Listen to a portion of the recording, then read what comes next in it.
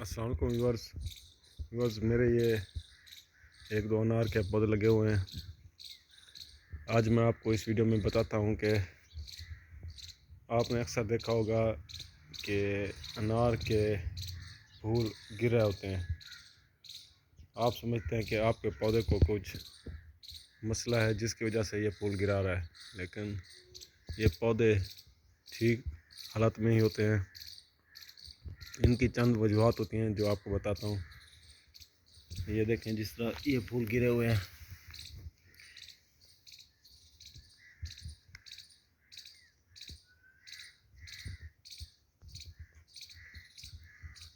ना ये पानी ज़्यादा लगने की वजह से गिरते हैं और ना ही पानी की कमी की वजह से लगते हैं।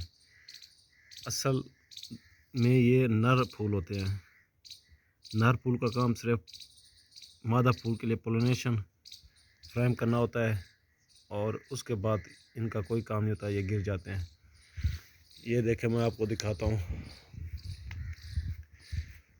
ये देखें, ये नर फूल लगा हुआ है, इस पर फल बिल्कुल नहीं बनेगा।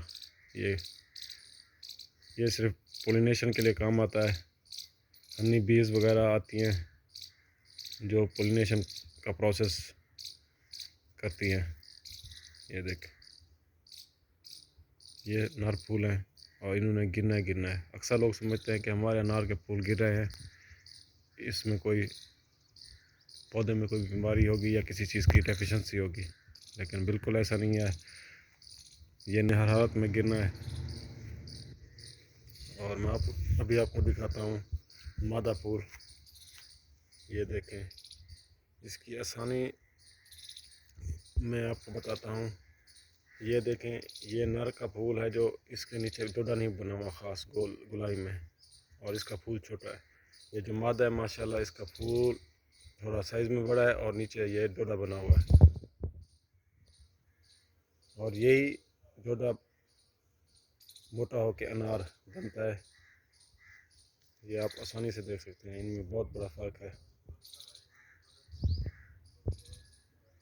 नर फूल पोलिनेशन का काम आता है और मादा फूल फल बनता है। एक दो फल बने हुए हैं, मैं वो आपको दिखाता हूँ।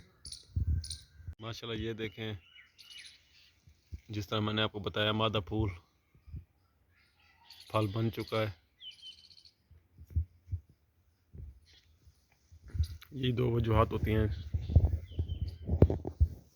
एक नर फूल होता है इस पर और एक मादा। नर ने गिरना होता है, जो आप समझते हैं कि शायद कोई बीमारी की वजह से या पानी की ज़्यादती की वजह से गिरा है।